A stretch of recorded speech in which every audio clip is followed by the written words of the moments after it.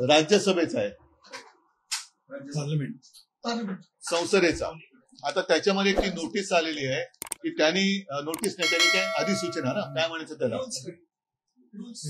हा म्हणजे त्याला काय म्हणायचं अधिसूचना त्यांनी जारी केलेली आहे. आणि त्यानुसार यापुढे प्रोसिडिंग्स मध्ये हाऊस मध्ये त्यांनी म्हटलेले की there should be no thank you, जय हिंद किंवा वंदे मातरम.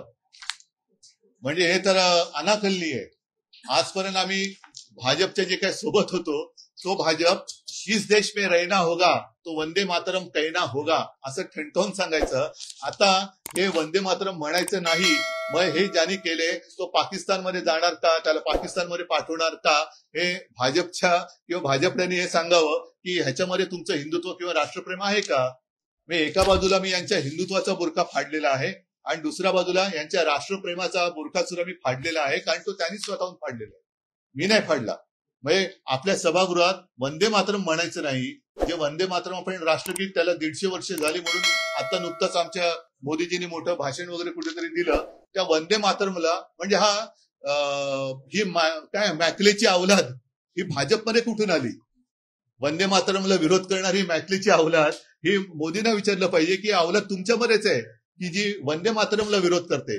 त्याच्यामुळे आमचे सर्व संसद जे खासदार आहेत ते आमच्या लोकसभेच्या आणि राज्यसभेत तर आमच्या आता 2 आहेत, एक संजय राऊत आहेत आणि प्रियांका चतुर्वेदी आहेत. मी आता 2 खासदार माझ्याकडे. सभागृहात ठणठणीतपणाने वंदे मातरम बोलायचं, बघूया कोण आपल्याला बाहेर काढतं. शिवसेनेचे खासदार हे लोकसभेच्या आणि राज्यसभेच्या सभागृहात वंदे मातरम बोलणारच. आणि भाजपमध्ये हिंमत असेल तर आमच्या सदस्यांना त्यांनी निलंबित करून दाखवायचं. पण हा खेळ खंडोबा चाललेला आहे. म्हणजे लोकांना भावनिक एक भ्रम संभ्रम निर्माण करायचा, मतं मिळवायची आणि मतं मिळवल्यानंतर सगळं मारून टाकायचं. हिंदुत्वाचं सुद्धा नाटक आता तुमचं उघडं पडलंय, राष्ट्रप्रेमाचं नाटक उघडं पडलेलं आहे. आणि ह्याची उत्तरं या निवडणुका बाजूला ठेवून भाजपच्या वरिष्ठ नेत्यांनी, इथल्या चेल्या चपाट्यांनी नव्हे, इथल्या चेल्या चपाट्यांना त्यांना मी खिचगंटीत धरत नाही, कारण त्यांच्या शीर्ष कारण त्यांचा अध्यक्ष जाऊन कोण ठरत नाहीये. जगातला सर्वात मोठा पक्ष की ज्याला बरेच वर्ष झाली अध्यक्ष बदलताना नामुष्की आलेली आहे.